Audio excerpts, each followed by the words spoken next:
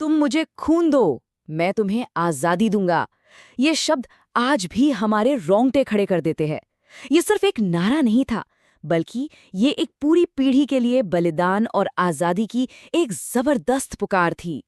तो चलिए आज हम उस शख्सियत के बारे में जानते हैं जिसके इस एक आह्वान ने पूरे देश में जोश भर दिया था।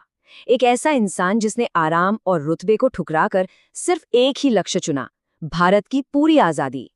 एक ऐसा नेता जिसे हम सब नेताजी के नाम से जानते हैं। देखिए, सुभाष चंद्र बोस की कहानी किसी आम स्वतंत्रता सेनानी जैसी नहीं है।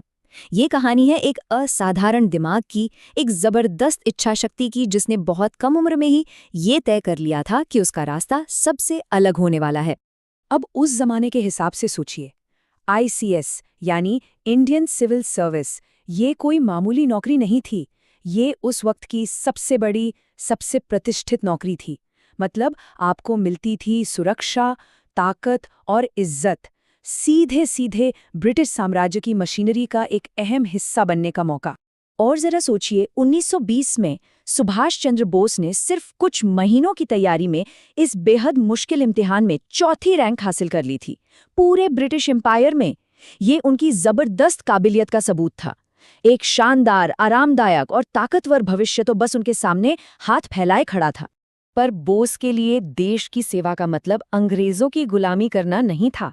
उन्होंने एक ऐसा कदम उठाया जिसने सबको, सच में सबको चौंका दिया। उन्होंने ICS से इस्तीफा दे दिया। उनकी मां ने उन्हें एक चिट्ठी में लिखा था कि उन्हें अपने बेटे के इस त्याग पर नाज है। बस यहीं से उनके उस विद्रोही सफर की असल शुरुआत हुई। कांग्रेस में शामिल होने के बाद बोस बहुत तेजी से एक बड़े युवा नेता के तौर पर उभरे, लेकिन आज़ादी को लेकर उनके विचार और काम करने का तरीका जल्द ही कांग्रेस के बड़े नेताओं, खासकर महात्मा गांधी के साथ उनके मतभेद की वजह बनने लगे। अब देखिए, मंजिल तो दोनों की एक ही थी, भारत की आज़ादी। लेकिन रास्ते बिल्कुल अलग थे। जहां गांधी जी का पूरा विश्वास अहिंसा और बातचीत पर था, वहीं बोस का नजरिया थोड़ा अलग, थोड़ा ज्यादा आक्रामक था। वो चाहते थे पूर्ण स्वराज, यानी पूरी आज़ादी। और उनका साफ मानना था कि दुश्मन का दुश्मन दोस्त होता है, इसलिए आज़ादी के लिए ब्रिटेन के दुश्मनों से हाथ मिलाने में भी कोई हर्ज नहीं है। विचारों की ये लड़ाई 1939 में अपने चरम पर पहुंच गई। बोस ने गांधी जी के उम्मीदवार पट्टाभी सीतारमैया के खिलाफ कांग्रेस अध्यक्ष का चुनाव लड़ा और जीत गए। ये एक तरह से गांधी जी के नेतृत्व को खुली चुनौती थी। लेकिन इस जीत के बाद हुआ ये कि बोस को कांग्रेस के अंदर से ही इतने विरोध का सामना करना पड़ा कि उनके लिए काम करना लगभग नामुमकिन हो गया। आखिरकार उन्होंने अध्यक्ष पद से इस्तीफा दे दिया। पर वो रुके नहीं। उन्होंने कांग्रेस के भीतर ही फॉरवर्ड ब्लॉक बनाया ताकि आज़ादी की लड़ाई को और तेजी दी जा सके। फिर जब दूसरा विश्व युद्ध शुरू हुआ तो अंग्रेजों ने बोस को उनके ही घर में नजरबंद कर दिया। उन्हें लगा कि वो बोस को कैद कर लेंगे, लेकिन बोस जेल की दीवारों या घर की नजरबंदी में चुपचाप बैठने वालों में से थे ही नहीं। उन्होंने एक ऐसा प्लान बनाया जो इतिहास के सबसे साहसी किस्सों में से एक बन गया। ये कलकत्ता में नेताजी का घर है। इसी घर को अंग्रेजों ने एक जेल बना दिया था। बाहर 24 घंटे पुलिस का कड़ा पहरा, किसी को अंदर बाहर आने जाने की इजाजत नहीं। और सोचिए, इसी पहरे के बीच अंदर एक अविश्वसनीय सफर की तैयारी चल रही थी। और ये है वो गाड़ी। 16 जनवरी 1941 की रात सुभाष चंद्र बोस ने एक पठान मोहम्मद जियाउद्दीन का भेस बदला और इसी गाड़ी में बैठकर अंग्रेजों की नाक के नीचे से फरार हो गए। उनका ये सफर आप सोच भी नहीं सकते कितना लंबा और मुश्किल था।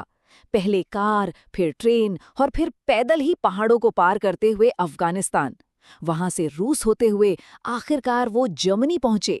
ये यात्रा उनके जज्बे और हिम्मत की मिसाल है। ये दिखाती है कि वो भारत की आज़ादी के लिए किसी भी हद तक जा सकते थे। जर्मनी में बोस हिटलर से भी मिले, लेकिन उन्हें जल्दी ही समझ आ गया कि जर्मनी से कोई ठोस मदद नहीं मिलने वाली। तो उन्होंने अपना ध्यान पूर्व एशिया की तरफ लगाया, जहां वो भारत की आज़ादी के लिए एक फौज बनाना चाहते थे। और उनकी ये कोशिश रंग लाई। सुप्रीम कमांडर के रूप में उन्होंने आज़ाद हिंद फौज यानी इंडियन नेशनल आर्मी की कमान संभाली। ये तस्वीर उनके उस बदलाव को दिखाती है। एक राजनेता से वो अब एक सेनापति बन चुके थे। उन्होंने सिर्फ एक फौज ही नहीं बनाई, 21 अक्टूबर 1943 को सिंगापुर में उन्होंने आज़ाद हिंद सरकार यानी स्वतंत्र भारत की पहली अस्थायी सरकार की स्थापना की। यहीं से उन्होंने दिल्ली चलो का नारा दिया और रानी झांसी रेजिमेंट भी बनाई, जो उस जमाने में महिला सशक्तिकरण की एक जबरदस्त मिसाल थी। और हाँ, उनकी सरकार सिर्फ नाम की सरकार नहीं थी। उस वक्त जापान और जर्मनी जैसी ताकतों समेत 11 देशों ने उनकी सरकार को बाकायदा मान्यता दी थी। इससे उनकी सरकार को एक अंतर्राष्ट्रीय पहचान मिली। आज़ाद हिंद फौज ने सिर्फ ट्रेनिंग ही नहीं ली, बल्कि जंग भी लड़ी। जापानी सेना के साथ मिलकर उन्होंने बर्मा में ब्रिटिश फौज से लोहा लिया। उन्होंने अंडमान और निकोबार द्वीपों पर कब्जा किया और उनका नाम रखा शहीद और स्वराज। ये भारतीय जमीन पर उनकी सरकार का पहला एक प्रतीकात्मक दावा था। आज़ाद हिंद फौज कोहिमा और इम्फाल तक पहुंच गई थी, लेकिन तभी दूसरे विश्व युद्ध का पासा पलट गया। जापान की हार के साथ ही बोस के जीवन का आखिरी और सबसे रहस्यमयी अध्याय शुरू होता है। अब जो आधिकारिक कहानी है वो ये कहती है कि 18 अगस्त 1945 को नेताजी का विमान ताइवान में क्रैश हो गया और उस हादसे में बुरी तरह जलने की वजह से उनकी मृत्यु हो गई। दशकों तक यही कहानी बताई जाती रही।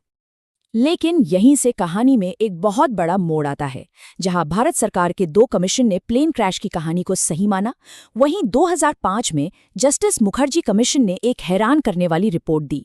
रिपोर्ट में कहा गया कि उस दिन ताइवान में कोई प्लेन क्रैश हुआ ही नहीं था। सरकार ने इस रिपोर्ट को नहीं माना, जिससे ये रहस्य और भी ज्यादा गहरा गया। भले ही आज़ाद हिंद फौज जंग हार गई, लेकिन उसकी विरासत ने भारत की आज़ादी में एक बहुत बड़ी भूमिका निभाई। जब INA के सैनिकों पर दिल्ली के लाल किले में मुकदमा चलाया गया तो पूरे देश में गुस्से की एक लहर दौड़ गई। कहते हैं इसी से 1946 की नौसेना बगावत को प्रेरणा मिली, जिसने ब्रिटिश राज की नींव हिलाकर रख दी। अंग्रेज समझ गए कि अब उनका वक्त खत्म हो चुका है।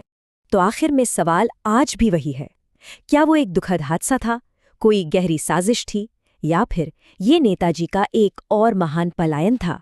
शायद हमें इसका जवाब कभी न मिले, लेकिन एक बात तो तय है, सुभाष चंद्र बोस, उनकी विरासत और उनका रहस्य आज भी हम सब भारतीयों के दिल और दिमाग में जिंदा है।